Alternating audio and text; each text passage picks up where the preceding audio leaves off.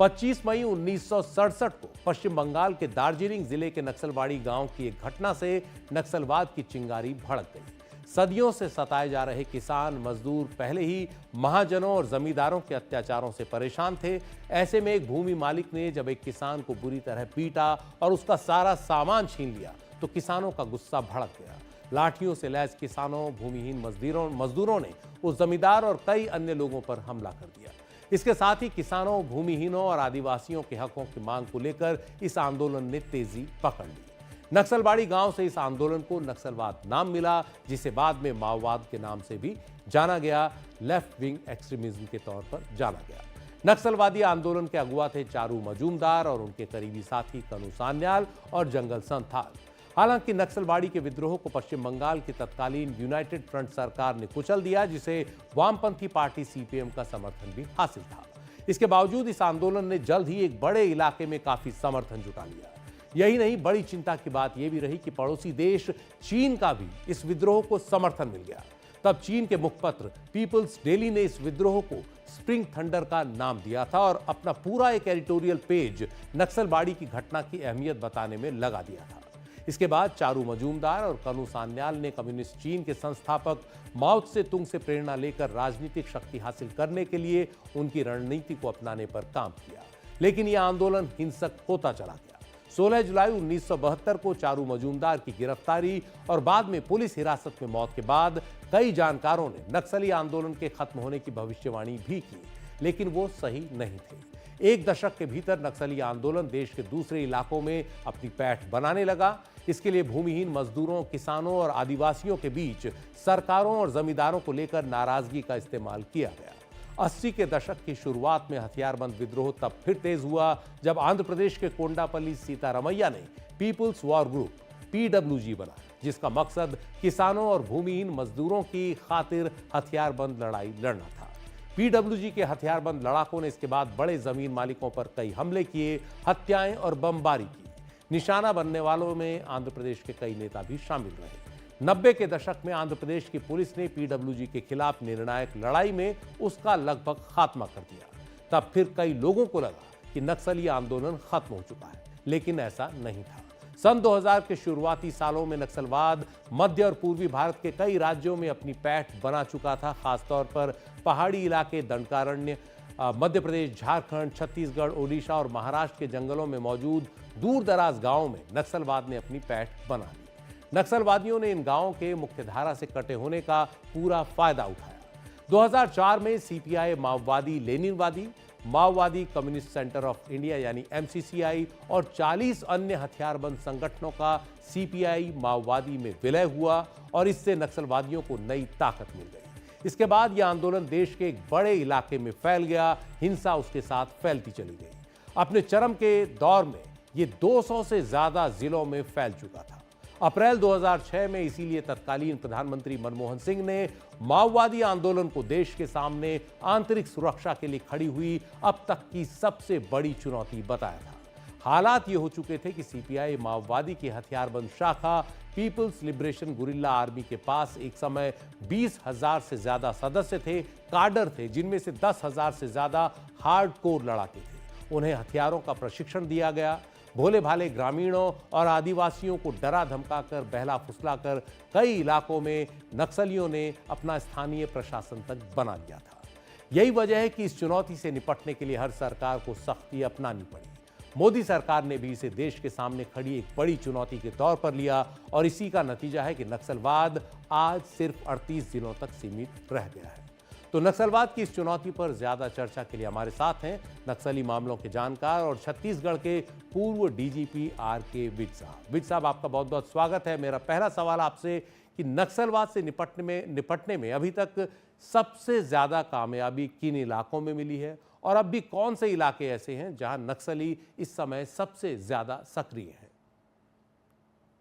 देखिए, माओवादियों की जो उपस्थिति, जो उनके बड़े फॉर्मेशंस हैं, वो साउथ बस्तर में ज्यादा रहे, अर्थात जो बीजापुर का, दंतेवाड़ा का और सुकमा का जो सदर्न पार्ट है और अबूझमाड़ में, यहाँ नक्सली की उपस्थिति ज्यादा रहती थी। उनके बड़े फॉर्मेशंस हैं, तो निश्चित है सफलता भी वहां पर ज्यादा मिली है अभी फिलहाल पिछले कुछ दिनों में। हालांकि जो दूसरे इलाके हैं वहां पहले से ही वो कमजोर हुए हैं, चाहे वो राजनांदगांव का मानपुर इलाका था या कोंडागांव कांकेर है, दमतरी है। ऐसे हमारे कई इलाके हैं जहां से वो लगातार कार्रवाइयों से पहले कमजोर होते रहे, लेकिन सदर्न पार्ट में उनकी उपस्थिति अभी भी स्ट्रांग थी 1 डेढ़ साल पहले तक। अभी जब से हम फोर्सेस आगे बढ़ रही हैं, लगातार नए कैंप स्थापित कर रही हैं, और तो उससे जो है अभी जो एनकाउंटर्स हो रहे हैं उससे जो लाभ मिला फोर्सेस को, एडवांटेज मिली है, वो सदर्न इलाके में, अबूझमाड़ इलाके में ज्यादा मिली है, क्योंकि जितना भी डिप्लॉयमेंट हुआ है अभी या रीडिप्लॉयमेंट हुआ है आगे बढ़ने के लिए, वो सदर्न इलाकों में ज्यादा हुआ है, और अबूझमाड़ इलाका जो नारायणपुर जिला वहाँ ज्यादा हुआ। तो यही इलाके हैं जहाँ हमको फोकस भी करना था, यही वो इलाके हैं जहाँ माओवादियों के जो जो बड़े लीडर्स हैं, चाहे वो सेंट्रल कमेटी के हैं, दंडकारण्य स्पेशल जोनल कमेटी के हैं, वो ज्यादा संख्या में जो उनकी मीटिंग्स वहीं होती थी और बड़े कार्डर्स रहते भी वहीं हैं। तो यही इलाका है जो फोकस का एरिया हमारा रहा है। विज साहब, क्या आपको लगता है कि 31 मार्च 2026 तक नक्सलवाद के सफाए का जो मोदी सरकार का लक्ष्य है वो हासिल हो जाएगा, और हो पाएगा तो कैसे? देखिए, जो जो इस समस्या को खत्म करने का जो लक्ष्य रखा है उसमें सबसे महत्वपूर्ण ये है कि अभी केंद्र सरकार और राज्य सरकार दोनों जो है वो सेम पेज पर हैं, जो पॉलिटिकल विल है वो काफी स्ट्रांग है। तो जब पॉलिटिकल विल स्ट्रांग रहती है तो नीचे फोर्सेस में सभी में कोऑर्डिनेशन भी बेहतर रहता है। देखिए, 50 से ज्यादा बटालियन, 53 से ज्यादा बटालियन हमारी केंद्रीय बलों की है। हमारा अपना बल 22 बटालियन है, हमारी डीआरजी है, हमारे बस्तर फाइटर हैं, कई एसटीएफ स्पेशल टास्क फोर्स है, कई बल हैं। इन फोर्सेस में आपस में समन्वय, अगर पॉलिटिकल विल अच्छी होती है लड़ने की, सेंटर और स्टेट एक ही उसमें दिशा में काम करते हैं, तो फोर्सेस में कोऑर्डिनेशन भी अच्छा होता है, नए कैंप स्थापित जल्दी होते हैं, ऑपरेशंस निकालने में जल्दी होता है। तो हमारा जो इंटेलिजेंस नेटवर्क है वो मजबूत हुआ है।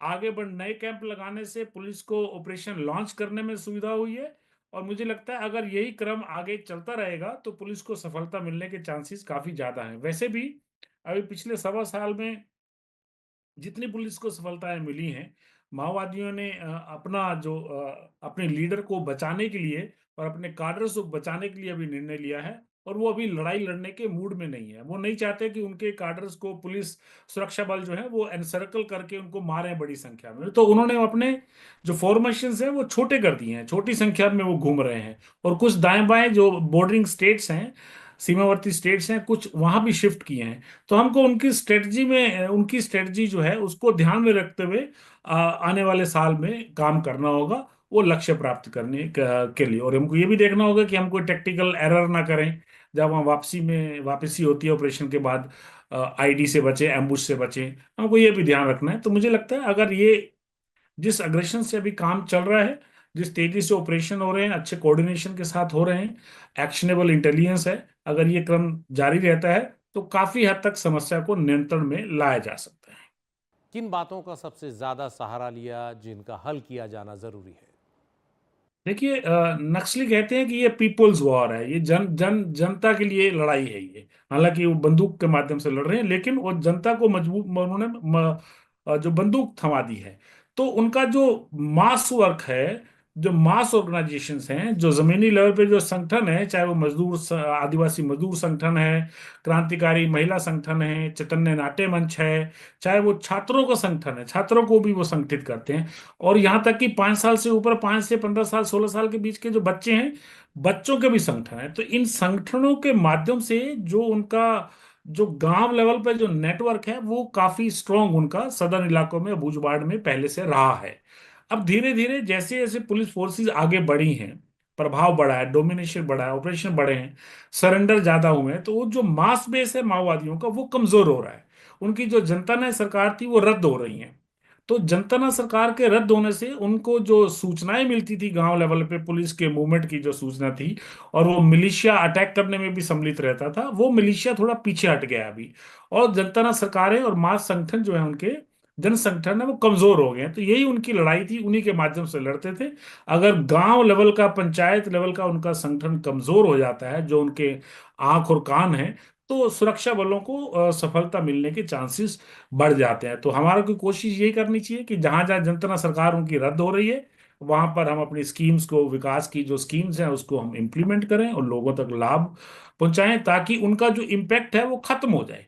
ऐसा ना हो कि कुछ समय बाद वो फिर से पुनर्जीवित हो। तो हमको अपने विकास के काम, दूसरे काम जो है वो लगातार जारी रखने होंगे। विज साहब, सरकार नक्सलवाद से ग्रस्त इलाकों में विकास के तमाम कामों को किस तरह से आगे बढ़ा रही है ताकि लोगों को मुख्य धारा में शामिल किया जा सके? देखिए, नक्सली कहते हैं कि ये पीपुल्स वॉर है, ये जनता के लिए लड़ाई है ये। हालांकि वो बंदूक के माध्यम से लड़ रहे हैं, लेकिन वो जनता को मजबूत उन्होंने जो बंदूक थमा दी है। तो उनका जो मास वर्क है, जो मास ऑर्गेनाइजेशंस हैं, जो जमीनी लेवल पे जो संगठन है, चाहे वो आदिवासी मजदूर संगठन है, क्रांतिकारी महिला संगठन है, चैतन्य नाट्य मंच है, चाहे वो छात्रों का संगठन है, छात्रों को भी वो संगठित करते हैं। और यहाँ तक कि 5 साल से ऊपर, 5 से 15 साल, 16 साल के बीच के जो बच्चे हैं, बच्चों के भी संगठन है। तो इन संगठनों के माध्यम से जो उनका जो गांव लेवल पे जो नेटवर्क है वो काफी स्ट्रांग उनका सदर्न इलाकों में, बूझबाड़ में पहले से रहा है।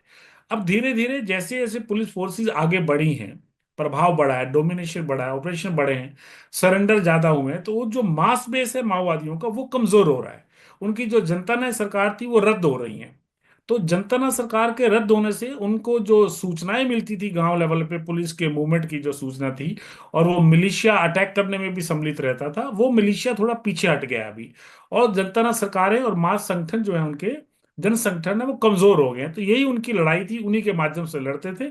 अगर गांव लेवल का, पंचायत लेवल का उनका संगठन कमजोर हो जाता है, जो उनके आंख और कान है, तो सुरक्षा बलों को सफलता मिलने के चांसेस बढ़ जाते हैं। तो हमारा कोई कोशिश यही करनी चाहिए कि जहां जहां जनता सरकार उनकी रद्द हो रही है, वहां पर हम अपनी स्कीम्स को, विकास की जो स्कीम्स हैं उसको हम इम्प्लीमेंट करें और लोगों तक लाभ पहुंचाएं, ताकि उनका जो इम्पैक्ट है वो खत्म हो जाए।